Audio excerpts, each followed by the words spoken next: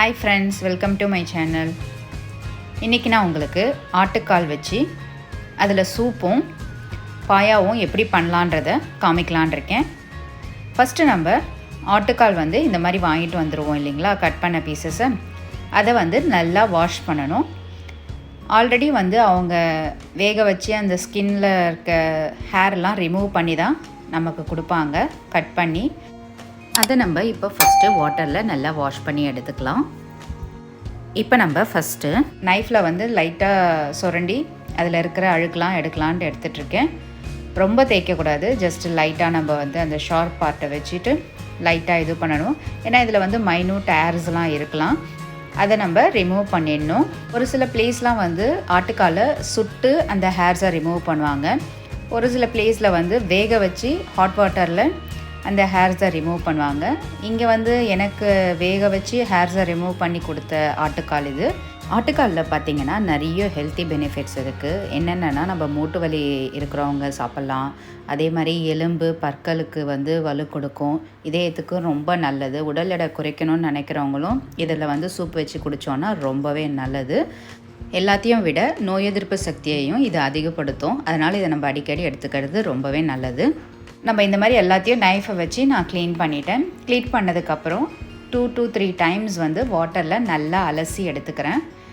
எப்போவுமே நான்வெஜ் நம்ம குக் பண்ணுறதுக்கு முன்னாடி நல்லா க்ளீன் பண்ணி குக் பண்ணோன்னா ரொம்பவே நல்லது நமக்கு. ஆட்டுக்காலை நல்லா க்ளீன் பண்ணியாச்சு. இப்போ நான் ஒரு குக்கர் எடுத்துக்கிறேன். இப்போ க்ளீன் பண்ணி வச்சுருக்க ஆட்டுக்காலை அந்த குக்கரில் போட்டுடுறேன்.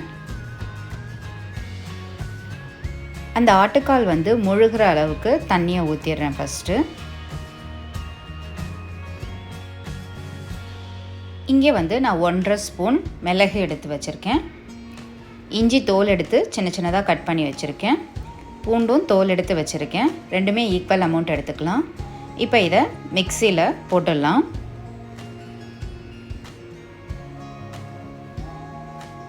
இதோட கொஞ்சமாக தண்ணியும் ஆட் பண்ணிவிட்டு அரைச்சிட்டு வந்துடலாம். இந்த மாதிரி ஃபைன் பேஸ்ட்டாக இருந்தால் போதும். இதை நம்ம இப்போ குக்கரில் ஆட் பண்ணிடலாம். ஆட் பண்ணிட்டதுக்கப்புறம் நம்ம ஜஸ்ட்டு மிக்ஸ் பண்ணி விட்டுருங்க. இதில் நம்ம இப்போ உப்பு போட வேண்டாம். குக்கரை மூடி போட்டு மூடி வச்சிடலாம். ஸ்டவ்வில் வச்சுட்டு ஒரு 10 விசில் வர வரையும் விடுவோம். 10 or 15 விசில் வர வரையும் விட்டுருங்க. ஆட்டுக்கால் நல்லா வேகணும். அது ஒரு ஆட்டுக்கால் கொஞ்சம் சரியாக வேகாது. அதனால் 10 or 15, நான் 10 விசில் வச்சு ஆஃப் பண்ணிட்டேன். இப்போ பார்த்திங்கன்னா நல்லா வெந்துடுச்சு. நான் இப்போ இதில் சால்ட் போடுறேன். ஒரு ஸ்பூன் போடுறேன். உங்களுக்கு எவ்வளோ தேவையோ அவ்வளோ போட்டுக்கோங்க. போட்டுட்டு நல்லா மிக்ஸ் பண்ணி வச்சுடுங்க. இது நான் நைட் இப்போது ஆட்டுக்கால் பண்ணிகிட்ருக்கேன். இந்த மாதிரி நம்ம பண்ணிவிட்டு ஜஸ்ட்டு மூடி குக்கரை வச்சுடுங்க. வச்சுட்டு நைட் ஃபுல்லாக இது அப்படியே இருக்கட்டும். இப்போ மார்னிங் தான் நம்ம இதை குக் பண்ண போகிறோம். இப்போ மார்னிங் ஆகிடுச்சு. நான் ஓப்பன் பண்ணுறேன். பாருங்கள், நல்லா ஊறி இதில் இருக்கிற கொழுப்புலாம் நல்லாவே சூப்பராக வெளியில் தெரியுது. இப்போ இதை நம்ம ஹீட் பண்ணலாம். ஹீட் பண்ணிவிட்டு நல்லா பாயில் ஆனதுக்கப்புறம் இதிலேருந்து நம்ம சூப்பு, இதுதான் இப்போ நம்ம குடிக்க போகிற சூப்பு, இதிலேருந்து தான் எடுக்க போகிறோம். இதிலேருந்து அந்த வெறும் தண்ணி மட்டும் எடுத்து ஒரு கப்பில் எடுத்துக்கலாம். நமக்கு எவ்வளோ சூப்பு தேவையோ அவ்வளோ எடுத்துக்கோங்க. இந்த சூப்பு பார்த்திங்கன்னா ரொம்பவே நல்லது உடம்புக்கு. இதில் எதுவுமே ஆட் பண்ணல. இஞ்சி பூண்டு மிளகு உப்பு மட்டும்தான். ஆனால் டேஸ்ட்டு பார்த்திங்கன்னா அவ்வளோ சூப்பராக இருக்கும். இப்போ இது மேலே நம்ம கொஞ்சமாக கொத்தமல்லி போட்டுட்டு சர்வ் பண்ணிடலாம். இதை சுட சுட குடிக்கும் பொழுது ரொம்பவே நல்லாயிருக்கும். இதில் நிறைய ஹெல்த்தி பெனிஃபிட்ஸ் இருக்குது. இதை அடிக்கடி நம்ம எடுத்துக்கிறது ரொம்பவே நல்லது உடம்புக்கு. நீங்களும் இதே மாதிரி சூப்பு ட்ரை பண்ணி பாருங்கள். குழந்தைங்கள்லேருந்து பெரியவங்க வரையும் ரொம்பவே விரும்பி குடிப்பாங்க. டேஸ்ட்டும் அவ்வளோ சூப்பராக இருக்கும். இது ஓவர் நைட்டு ஊறினதுனால டேஸ்ட்டு இன்னும் ரொம்பவே நல்லாயிருக்கும்.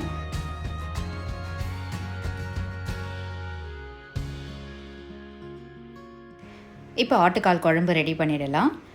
நான் ஒரு 2 மீடியம் சைஸ் வெங்காயம் பெருசு பெருசாக கட் பண்ணியிருக்கேன். 1.5 தக்காளி எடுத்திருக்கேன், அதுவும் பெருசாக கட் பண்ணியிருக்கேன். இதை நம்ம அரைச்சிக்க போகிறோம். கொஞ்சம் கருவேப்பிலை, கொஞ்சம் கொத்தமல்லி. இங்கே பார்த்திங்கன்னா தாளிக்கிறதுக்காக ஒரு பெரிய சைஸ் வெங்காயம் ஸ்மாலாக கட் பண்ணியிருக்கேன். கொஞ்சம் கருவேப்பிலை தாளிக்கிறதுக்காக தனியாக வச்சுருக்கேன். இப்போ நம்ம ரெடி பண்ணிடலாம். ஃபஸ்ட்டு நம்ம வெங்காயம் தக்காளி வதக்கிடலாம். இதுக்கு வந்து ஒரு பேன் வச்சிடலாம். அதில் ஆயில் கொஞ்சம் போட்டுருங்க.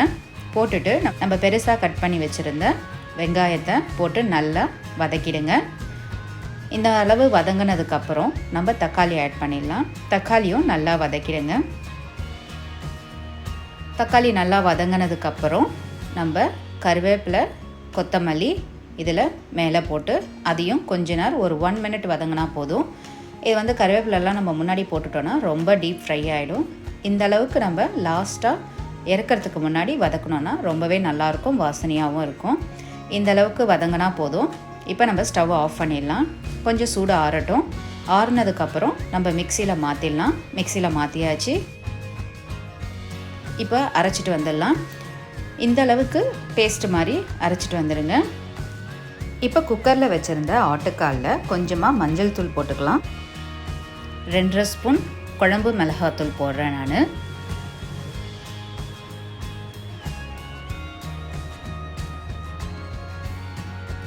நல்லா மிக்ஸ் பண்ணி விட்டுருங்க.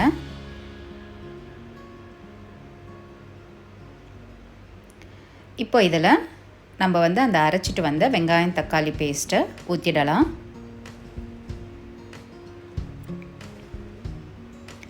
தேவையான அளவு இப்போ தண்ணியை ஆட் பண்ணிடுங்க. சூப்புக்காக நம்ம இதிலேருந்து கொஞ்சம் எடுத்ததுனால தண்ணி கம்மியாகிடுச்சு. ஸோ நமக்கு தேவையான அளவு இப்போ தண்ணியை ஊற்றி வேக வைக்கலாம். இதில் கொஞ்சம் சால்ட்டும் சேர்த்துடலாம்.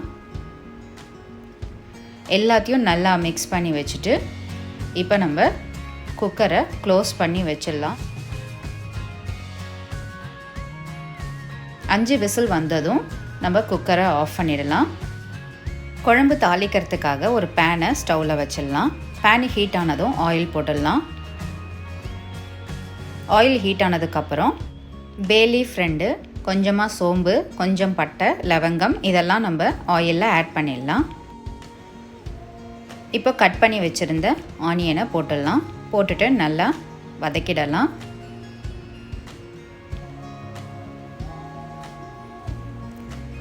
இப்போ நான் கருவேப்பிலை சேர்த்துட்றேன்.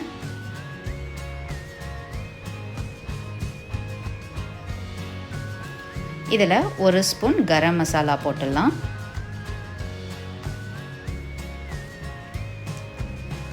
அடுப்பை சிம்மில் வச்சு நல்லா ஃப்ரை பண்ணிடுங்க. இது சிம்மில் அப்படியே வதங்கட்டும். குக்கரை 5 விசில் வந்ததுக்கப்புறம் ஆஃப் பண்ணிவிட்டேன். இப்போ ஓப்பன் பண்ணி பார்க்கலாம். பார்த்தீங்கன்னா ரொம்பவே நல்லாவே குக் ஆகிடுச்சு ஆட்டுக்கால்.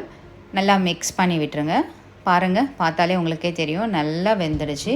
ஆட்டுக்கால் வந்து நல்லா வெந்து சாப்பிட்றது ரொம்பவே நல்லது.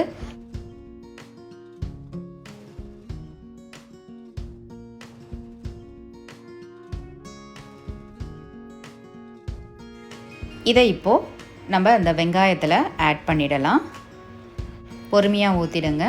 பொறுமையாக எல்லாம் ஊற்றிட்டு நல்லா மிக்ஸ் பண்ணி விட்டுருங்க. உங்களுக்கு எந்த அளவு குழம்பு தேவையோ அந்த அளவுக்கு தண்ணியை வந்து நீங்கள் ஆட் பண்ணிவிட்டு நல்லா கொதிக்க விடுங்க. மீடியம் ஃப்ளேம்லேயே வச்சு கொதிக்க வைங்க. ஒரு 5 to 10 minutes நல்லா குக் ஆகட்டும்.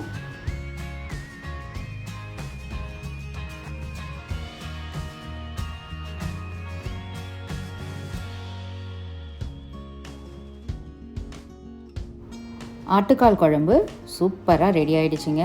இப்போ பார்த்தீங்கன்னாலே தெரியும் நல்லா கொதிச்சிட்ருக்கு. இந்த அளவுக்கு நமக்கு குக் ஆகணும். இப்போ இதில் நான் பெப்பர் கொஞ்சமாக போட்டுட்டு மிக்ஸ் பண்ணி விட்டுறேன்.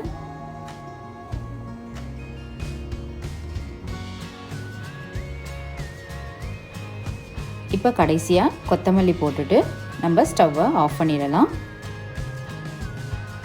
சுட சுட ஆட்டுக்கால் குழம்பு ரெடி ஆகிடுச்சு. சூப்பராக இருக்கும் இதோட டேஸ்ட்டு. பார்க்கவே ரொம்பவே நல்லா இருக்குது பாருங்கள். ஆட்டுக்காலும் நல்லா வெந்துடுச்சு. இந்த மாதிரி இருந்தால் ரொம்பவே நல்லாவே இருக்கும் நமக்கு. இப்போ நம்ம இதை சுட சுட சாப்பிட்டோன்னா ரொம்ப டேஸ்டியாக இருக்கும். இது வந்து தோசை, இட்லி, பரோட்டா இந்த மாதிரி காம்பினேஷனுக்கு ரொம்பவே டேஸ்டியாக இருக்கும். எஸ்பெஷலி இட்லிக்கு வந்து சுட சுட நம்ம எத்தனை வச்சாலும் சாப்பிட்டுக்கிட்டே இருப்போங்க. அந்த அளவுக்கு டேஸ்டியாக இருக்கும். பாருங்கள், பார்க்கவே எப்படி இருக்குது, ஜூஸியாக, எம்மியாக, ரொம்பவே சூப்பராக இருக்கும். நீங்களும் இதை ட்ரை பண்ணி பாருங்கள். உங்களுக்கும் இந்த வீடியோ ரொம்ப பிடிச்சிருக்கும்னு நினைக்கிறேன். பிடிச்சிருந்தால் லைக் பண்ணுங்கள், சப்ஸ்கிரைப் பண்ணுங்கள். தேங்க்யூ.